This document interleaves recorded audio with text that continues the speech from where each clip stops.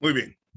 Entonces, ya explicamos qué es una obligación formal y también, pues, qué es evasión, qué es elusión, que son dos conceptos parecidos porque al final lo que buscan es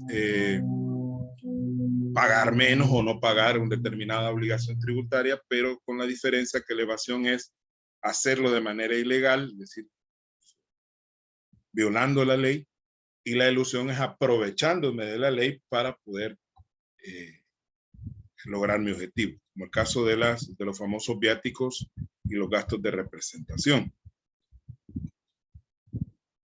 Algunas obligaciones formales. Vamos a hablar de algunas que son las que más me interesa que ustedes recuerden o manejemos.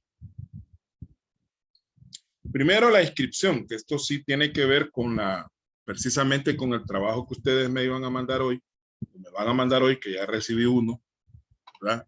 No se les vaya a olvidar que antes de que termine el día, me envíen al correo el trabajo. Deberán inscribirse en el registro los sujetos pasivos que, de conformidad a los supuestos establecidos en este código o en las leyes tributarias respectivas, resulten obligados al pago de los diferentes impuestos administrados por la administración tributaria, incluyendo los exportadores e importadores habituales. Esta obligación es para todo el mundo practicar, porque en algún momento todos somos sujetos de obligaciones tributarias, incluyendo nosotros que en algún momento dado somos asalariados, en algún momento pues recibimos un ingreso y eso nos hace deudores más bien de la obligación, en este caso sería el impuesto sobre la renta. O sea, no debemos entender que la inscripción es solo para las empresas que se dedican a la compra-venta de productos por lo del IVA y todo eso. No estamos hablando solo de la inscripción del IVA, sino también de la otra inscripción general, que es la del NIT. Todos tenemos un NIT, un número de identificación tributaria que tiene 14 dígitos, ¿verdad? Que son 14 dígitos, los primeros 4 son un código geográfico, dependiendo de dónde nacimos o dónde se creó la empresa, luego viene la fecha de creación o fecha de nacimiento, luego viene un código de actividad económica y un código verificador que es el último que está, que tiene que ver con un módulo 11 se llama, que es para verificar que no nos hayamos equivocado de persona, ¿no? Pero eso no viene al caso de glosarlo en esta clase. Ahora, es obligación incluso para los exportadores y para los importadores habituales. Personas que se dedican a exportar tienen que estar inscritos también, y las personas que se dedican a importar, de hecho hay un registro especial para importadores, ¿verdad? Es que es un registro aparte, solo para personas que se dedican a la importación. El plazo para inscribirse, esto es bien importante, manejar plazos, entendiendo que la mayoría de plazos que establecen las leyes tributarias y otras leyes son plazos perentorios. La palabra perentorio significa que esos plazos no admiten prórroga, es decir, no se pueden alargar, tienen que respetarse, son fechas fatales que hay que cumplir, y si no se cumple, pues se hace acreedor uno a una sanción. Entonces hay que tener cuidado con los plazos tributarios, cumplirlos en la medida que están establecidos, y generalmente los plazos también están expresados, en el caso que los plazos sean en días, generalmente están expresados en días hábiles. Es decir, no se toman en cuenta días sábados ni domingos, ni tampoco días festivos. Por eso es que para el IVA, por ejemplo, los famosos 10 días hábiles que se tiene para entregar o presentar la declaración, pues a veces usted observa que la fecha fatal para presentar la declaración es el 14, el 13, el 16, y dice uno, bueno, que no dice que es 10 días. Sí, pero porque ya han descontado los fines de semana que hayan quedado intermedios o algún día o más días festivos. Por ejemplo, cuando la Semana Santa cae los primeros días de abril, generalmente el plazo se alarga casi hasta el 20 del mes de mayo, precisamente porque la Semana Santa no se toma en cuenta para efectos de cómputo de los 10 días hábiles. Bien, dice que son 15 días y no dice hábiles, solo dice días siguientes a la fecha de iniciación de las actividades. O sea, 15 días después ya tengo que estar inscrito. Las personas jurídicas, fideicomisos, sucesiones y los entes colectivos y personalidad jurídica están sujetos a la obligación establecida en el ejercicio precedente desde la fecha de su constitución, de su surgimiento, apertura o establecimiento según sea el caso. Esto de acuerdo al Código Tributario en el artículo 86.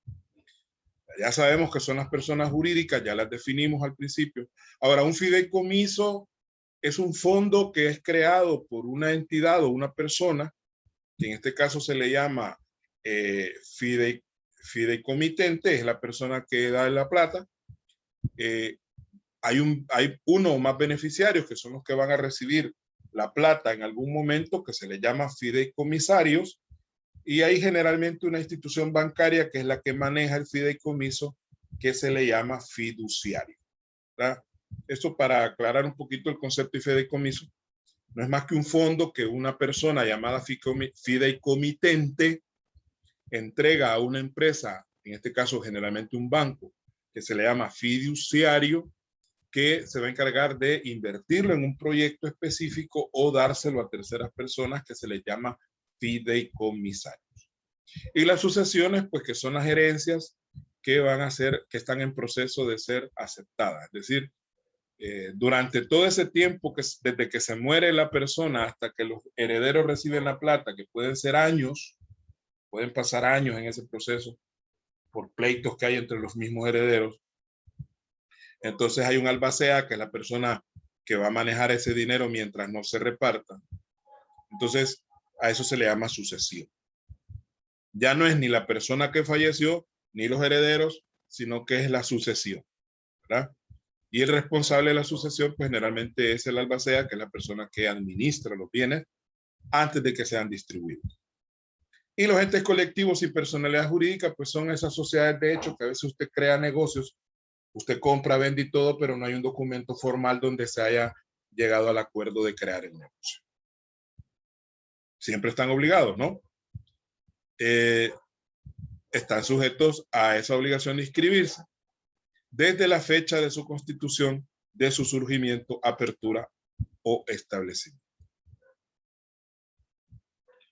Ahora, hace una excepción.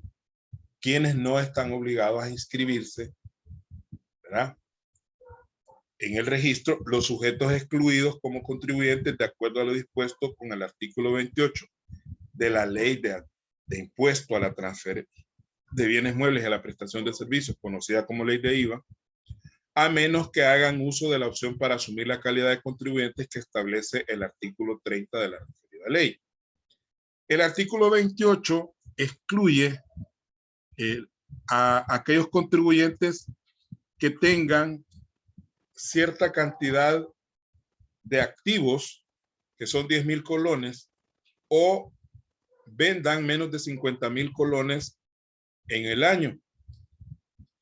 Esas personas legalmente están excluidas. Son colones, no son dólares, son colones. Entonces, si hacemos la cuenta, 50,000 colones son como un poquito más de 5,000 dólares. 5,700 y algo de dólares. Y luego hacemos la proporción a día. Parece que salen como 50 dólares, un poquito menos. No tengo la cifra exacta, no, como 100 y algo de dólares diarios que tendría que vender esa persona para estar excluida. Entonces, si hacemos esa aplicación de esos 166 dólares diarios, pues hasta una tiendita de colonia vende eso y más en un solo día. O sea, los sujetos excluidos tendrían a ser prácticamente personas que andan con su canastito, vendiendo algún tipo de verduras, o la persona que anda en las colonias vendiendo asadores para tortillas, o anda vendiendo, qué sé yo, ropa interior, andan vendiendo también, o la persona que anda vendiendo tamales. Tal vez ellos estarían excluidos legalmente, pero de ahí casi todo el mundo que tenga un establecimiento formal estaría dentro de la dinámica de ser contribuyente. Yo creo que ese artículo 28 o se debería de modificar o se debería de eliminar, porque la verdad es que casi nadie cae en esa condición de vender menos de 50,000 colones en el año. Entonces, y apararse al artículo 30 y hacer el proceso de inscripción. Sin embargo, hay muchas empresas que, a pesar de tener mucho más de ese manejo de dinero, sobre todo empresas de carácter individual, donde es una sola persona el dueño, porque cuando son sociedades, como que por su propio peso tienen que hacer todos los trámites. Si no, pues no pueden hacer otro tipo de trámite. Pero cuando son personas naturales, pues tienden a creer de que no tienen por qué inscribirse en el Ministerio de Hacienda. Y el costo de no inscribirse es que al final nos van a salir con una gran cuenta, ¿verdad? Con una gran retajila de obligaciones que no hemos cumplido. Cuando nos caiga alguna inspección, ¿verdad? De parte del Ministerio de Hacienda, y nos va a salir mucho más caro que lo que pudimos haber gastado en pagarle a una persona para que nos hiciera el trámite. Entonces, el costo de no inscribirse es más alto que el costo de inscribirse al final. Presentar declaración. Esa es otra obligación que todos conocemos que existe y que es una obligación formal. Están obligados a presentar las declaraciones tributarias dentro del plazo estipulado para tal efecto los sujetos pasivos de los impuestos bajo la potestad de la administración tributaria, sea en calidad de contribuyentes o de responsables, aun cuando ella no dé lugar al pago del impuesto. Mucho ojo con eso. La obligación de declarar existe, aunque usted no tenga que pagar. Hay gente que dice, no, como no tengo que pagar, entonces no me toca pagar, entonces no voy a declarar. Hay que declarar, de acuerdo a lo previsto en las leyes correspondientes, salvo en los casos expresamente señalados por las leyes tributarias respectivas. Entonces, la obligación de declarar es para todo el mundo, tenga que pagar o no tenga que pagar. Ahora, hay ciertas excepciones. Por ahí en el artículo 30, quiero ver, se me ha ido, 28, por ahí 27 de la Ley de Impuestos a la Renta, habla sobre los asalariados, ¿verdad? Y que hoy con esto de los recálculos que se llama a nivel de impuestos sobre la renta, se está determinando de lo que se busca con los recálculos que se hacen en junio y en diciembre es que la retención que se le ha hecho a la persona se ajuste a lo que realmente le va a tocar pagar a fin de año, y de tal manera que si la persona ya pagó a través de la retención lo que le toca pagar a fin de año, pues no tenga que estar declarando. Pero estos son casos especiales exclusivamente para asalariados. Para las personas jurídicas, llámese sociedades mercantiles, cooperativas, ONGs o cualquier otra entidad inscrita, la obligación de declarar siempre existe, aunque no deban pagar. Porque hasta las ONGs que no tienen obligación, de acuerdo a por ejemplo, a la ley de impuestos sobre la renta, no tienen obligación de pagar impuestos sobre la renta, pero tienen que declarar para demostrar cuánto han ganado y sobre lo cual no van a pagar impuestos, pero se debe saber. De hecho, las ONGs tienen otras obligaciones, como por ejemplo los famosos flujos de efectivo trimestrales que tienen que presentar para determinar de dónde vino el dinero, o sea, cuánto dinero recibieron y cuánto dinero gastaron. Otra obligación de las ONGs es el informe de los donantes. ¿Quiénes son las personas con su respectivo número de NIP que les han donado dinero? Eso para cruzarlo con las famosas donaciones que han hecho estas personas y que les van a servir como deducción en la declaración de impuestos sobre la renta personal. Entonces, son cuestiones, obligaciones formales que deben cumplirse, aunque al final no haya un pago o una obligación sustantiva que cumplir. Muy bien. Vamos con los documentos.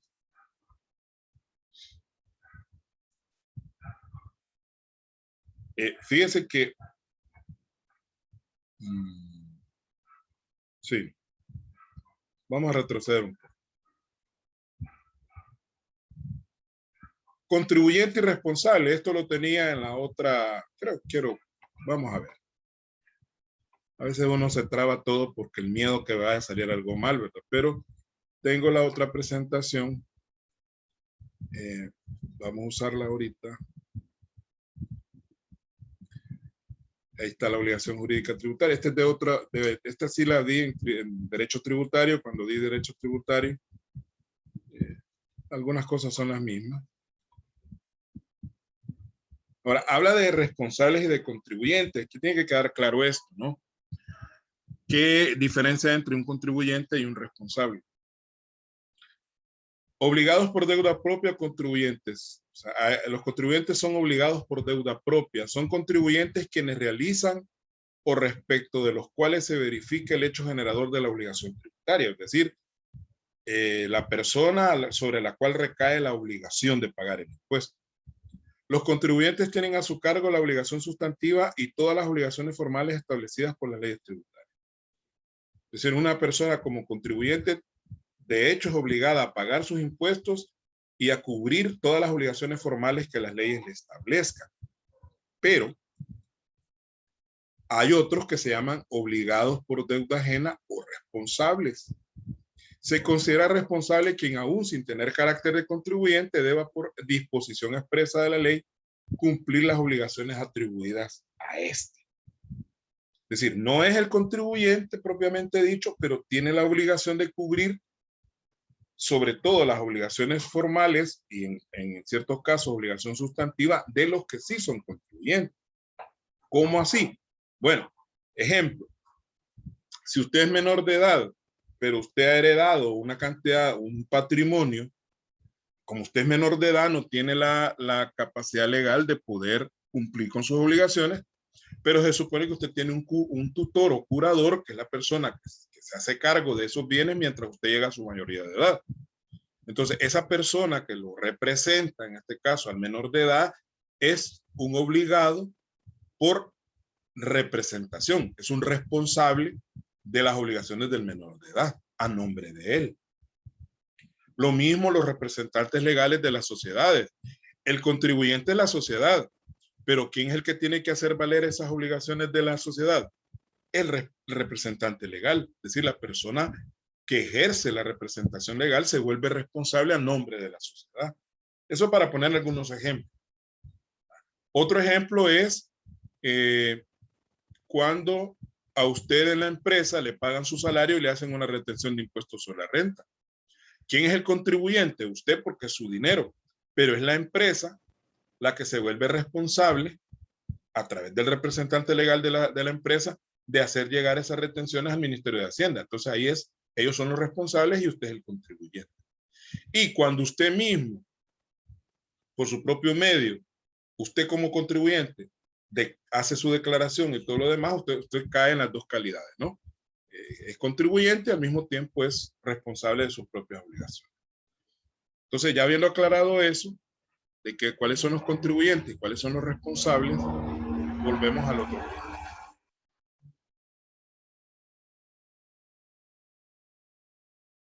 Bien. Aquí hay que tener cuidado porque estos documentos de los cuales vamos a hablar, que tienen que ver más que todo con el IVA,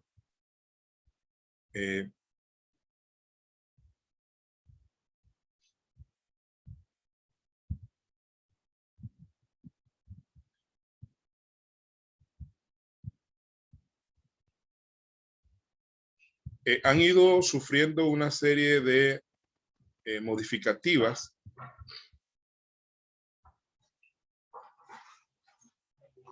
más que todo en el aspecto de controlar mejor, porque a través de estos documentos podría en algún momento darse algún tipo de evasión o de elusión, y se han ido modificando un poco las reglas de cómo se deben utilizar, cómo se deben emitir, para efectos de irle poniendo como una especie de candados y de esa manera evitar que se haga un mal uso de ellos. Veamos qué dice la ley. Esta obligación es aplicable a aquellos contribuyentes del IVA que deben respaldar cada una de las operaciones realizadas vinculadas a la aplicación del impuesto en sus diversos hechos generadores. ¿Cuáles son los hechos generadores del IVA? De acuerdo con la ley del IVA, son 4 los hechos generadores. Esto es bien importante también que usted lo maneje. ¿Cuáles son los 4 hechos generadores? Pregunta de tesis. ¿Cuáles son los 4 hechos generadores del IVA? Primero, transferencia de bienes muebles corporales. Decir que se considera un hecho generador cuando se transfiere una camisa, un pantalón, un carro, cualquier tipo de bien mueble corporal. De ahí que se dejan fuera de los bienes muebles corporales los títulos, valores, el dinero en sí mismo no es un bien mueble corporal, pero sí se considera bien mueble corporal. El único caso de un documento que se considera un título de valor que se considera como bien mueble corporal es cuando estos amparan algún tipo de bien mueble. Es decir, por ejemplo, los certificados de depósito de almacenes generales de depósito. Le explico. Cuando usted tiene una mercadería, digamos, usted importó 100 o 200 o 1000 televisores plasmas para venderlos dentro del país. Pero usted no tiene un negocio, un establecimiento donde usted pueda guardar esos documentos, esos televisores. Entonces usted hace uso del servicio de almacén general de depósito. Hay ciertas empresas en el país que se dedican a esto. Son bodegas prácticamente. Los almacenes generales de depósito son bodegas donde usted puede guardar de manera temporal cualquier cosa. Entonces usted paga a esta empresa, usted le paga, dependiendo de cuánto tiempo va a tener la mercadería usted guardada ahí, usted le paga como un alquiler de bodega, ¿no? Y la empresa le da un documento donde hace constar que usted ha depositado esa mercadería ahí y va un detalle de la mercadería que está ahí. Es decir, eso es la otra cuestión importante. No es solamente un documento donde dice que usted está alquilando tantos metros cuadrados de la bodega, sino qué es lo que usted ha dejado ahí. Porque, ¿qué pasa si esos televisores se dañan o esos televisores se los roban? La empresa de la empresa de la bodega tendrá que responderle a usted por lo que se ha perdido o por lo que se ha dañado. Y esos documentos son transferibles, es decir, que usted vende los televisores, digamos que los vende todos de un solo, usted perfectamente, en lugar de ir a sacar los televisores y entregárselos a la persona, usted le puede endosar el certificado de depósito y la persona puede ir con ese certificado y retirar los televisores. Es decir, usted no transfiere los televisores propiamente dichos, sino que transfiere el documento que están amparando que están en una bodega. Es el único caso donde ese certificado se considera un bien mueble corporal, porque en sí no es el papel en sí, sino que es la mercadería que está amparando. Prestación de servicios, ahí incluimos transporte, servicios jurídicos, servicios de energía eléctrica, agua, en fin, toda la gran variedad de servicios que se prestan dentro de nuestro país. La importación o internación de bienes y servicios, es decir, cuando los bienes y servicios vienen del exterior, también se considera un hecho generador. Y hay que aclarar que para efectos de las leyes tributarias, pues la importación es cuando el producto viene fuera del área centroamericana y la internación es cuando el producto viene dentro del área centroamericana, pero exclusivamente de aquellos países signatarios del SICA o del Sistema de Integración Centroamericana, que son Guatemala, Honduras, El Salvador, Nicaragua, Costa Rica y creo que últimamente Panamá. Y no sé si República Dominicana, pero tiene que estar dentro del SICA para que se consideren como una internación, porque cuando vienen de este tipo de países, pues como que el tratamiento que se le da es un poquito más preferencial, ¿verdad? Y cuando viene fuera del área centroamericana, pues ya se le aplican otras restricciones. Y el retiro o autoconsumo de bienes y servicios, que a veces este es uno de los hechos generadores que más problemas le da a Hacienda para poder comprobar. Por ejemplo, vamos a poner 2 ejemplos. Digamos que usted, su empresa se dedica a distribuir muebles de oficina. Y en un momento determinado, en la oficina de la misma empresa se necesita un escritorio. Entonces lo que se hace es que de los escritorios que están para la venta, se retira, ¿verdad? Ahí viene la palabra retiro. Se retira un escritorio y se pone en uso en una oficina. Entonces ahí, aunque el escritorio no se ha vendido, sino que es para el mismo uso de la empresa, pero ahí hay un hecho generador y la empresa deberá pagar el impuesto correspondiente por esa transacción, aunque no se le haya vendido a una tercera persona. Digo que es más difícil de comprobar porque pues sí es un movimiento interno y pues a veces difícilmente se puede a simple vista visualizar que se ha dado ese movimiento. Otro ejemplo es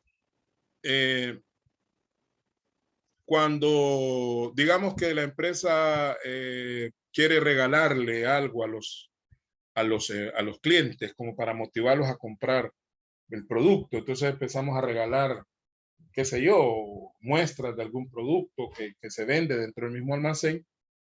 Los regalamos. Entonces eso también se considera como autoconsumo. Las famosas promociones, ¿verdad? Le regalamos una cajita de algo, le regalamos una camiseta o le regalamos algo que está a la venta y lo estamos regalando. También ahí se considera como autoconsumo. Bien, esos son los 4 hechos generadores. Yo le sugiero que usted vaya a leer la ley y vaya entrando más en materia de estas cosas.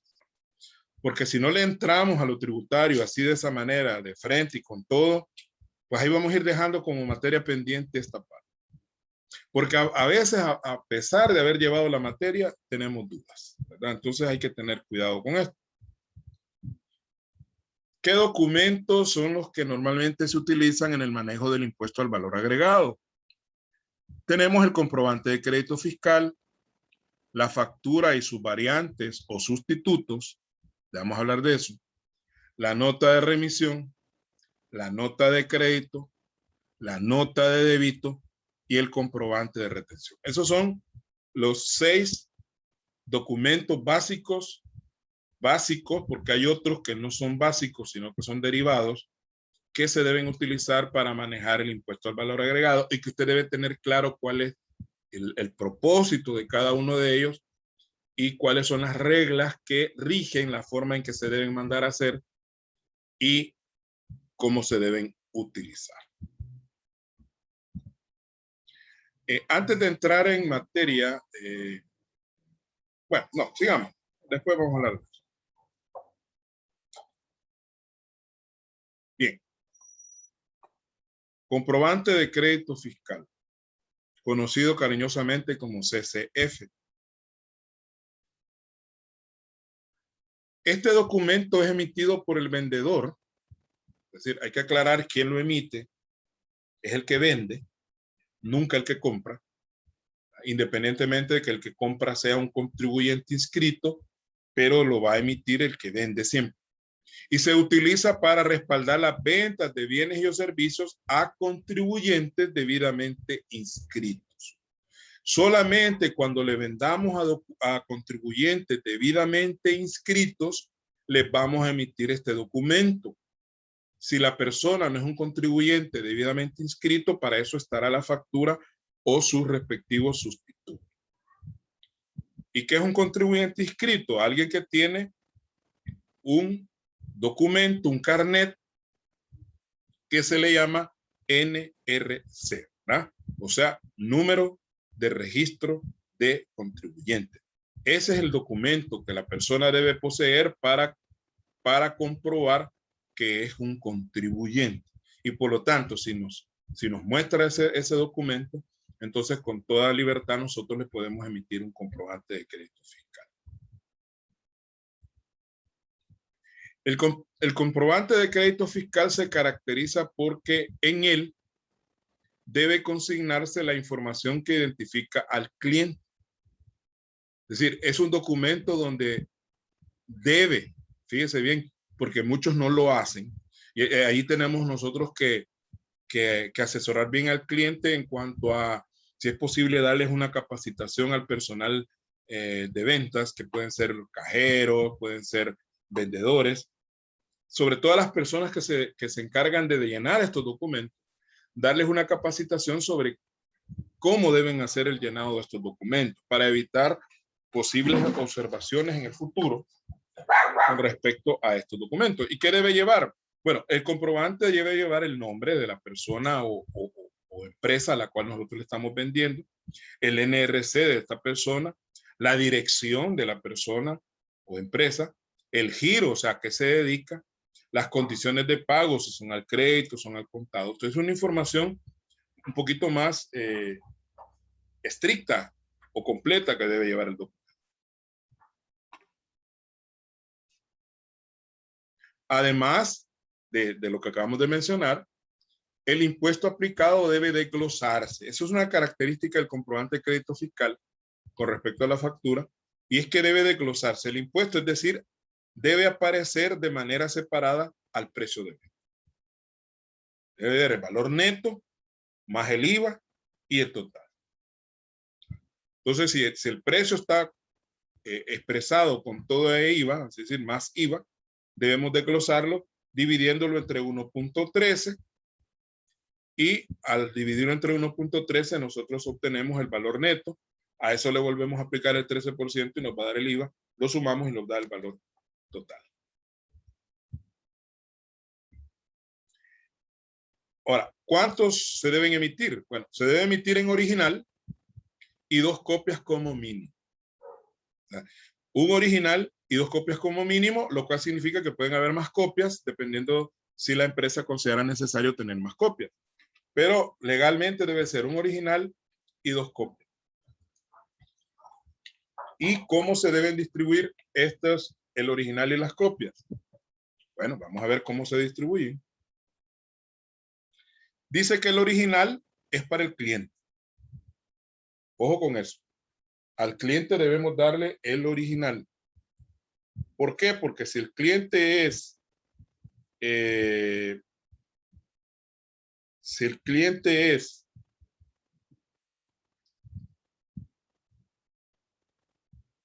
este caso un contribuyente, el único documento que le va a servir a él para comprobar, por eso se llama así, comprobante de crédito fiscal, porque lo que él va a comprobar al final es que tiene derecho a ese crédito fiscal que está establecido en el documento. Entonces él debe tener el original. Las copias no le sirven. Por eso al cliente se le da el original. La copia 1 nos queda a nosotros y la copia 2 se le entrega también al cliente. El cliente debe tener el original y una de las copias. Y nosotros nos quedamos con una. Ahora, si la empresa considera, depende del tamaño de la empresa, que se debe tener más de una copia, porque ahí solo nos queda una, pues puede generar más copias para almacén, para departamento de ventas, para contabilidad, depender para cuántas personas lo necesiten. Porque lo que la ley establece es un mínimo de copias que debe, ¿no? Mínimo una para el emisor, pero si queremos tener más, pues podemos hacer los blogs con más copias. Muy bien. Vamos con la factura.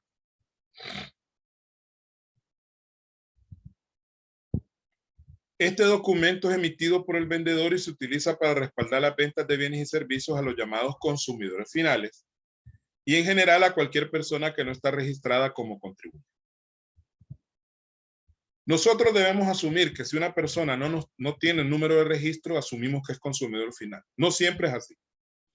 Hay personas que están comprando para vender y por lo tanto deberían de ser contribuyentes, pero esos están dentro del grupo de los que yo llamo contribuyentes no inscritos, que también es algo ilógico porque si no están inscritos no contribuyen, es decir, no pagan impuestos. Pero así le llamo yo, desde personas que deberían estar inscritas y no lo están, y que hay mucha gente. Ahí en el mercado usted va a encontrar personas que manejan más plata que un negocio formal. Pregúntele si son contribuyentes del IVA, no lo son. Nunca han declarado y sencillamente pues venden las grandes cantidades de mercadería y no están inscritos como contribuyentes. Entonces, legalmente no se les puede emitir comprobante porque no están inscritos y se les emite factura como si fueran consumidores finales, aunque en realidad no lo son.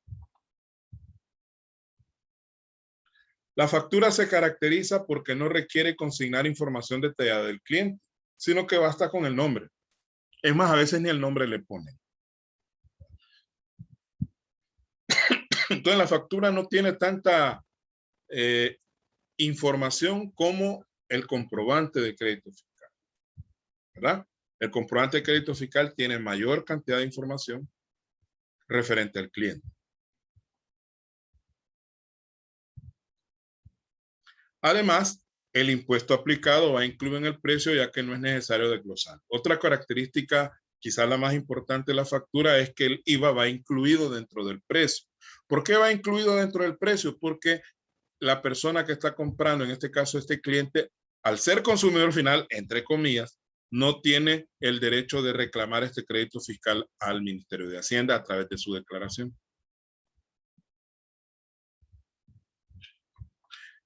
Se debe emitir en original y una copia como mínimo. Una copia como mínimo. Pueden haber más copias, pero se va a emitir legalmente solamente en original y copia. ¿Y cómo se distribuye esto? El original no se le da al cliente. Fíjense bien. Con la factura, el original se queda con el emisor con la factura original y el cliente simplemente se le da una copia, porque el cliente es un consumidor que lo más seguro es que esa factura la va a botar tarde o temprano. La va a botar al nomás salir del almacén o llegando a su casa, la va a romper, la va a botar o va a quedar por ahí engavetada en algún lugar. Es decir, no es un documento que al consumidor le vaya a servir, pero a excepción de ciertos casos, como por ejemplo entidades de gobierno, hay que aclarar que las entidades de gobierno, al no ser contribuyentes de IVA, muchas de ellas, se les emite factura y las facturas sirven luego como comprobantes de que hemos gastado el dinero, ¿no? Entonces ahí no se votan, sino que se archivan junto con la demás documentación de respaldo. Eso cuando son entidades de gobierno o cualquier otra entidad que no esté obligada a declarar IVA.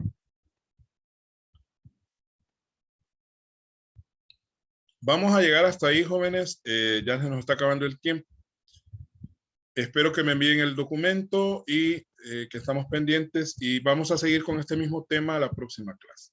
Yo les aviso a más tardar el día viernes si vamos a tener clase el próximo sábado, yo les voy a avisar. Muchas gracias, cuídense y feliz fin de semana. Gracias, Lick. Igual para usted.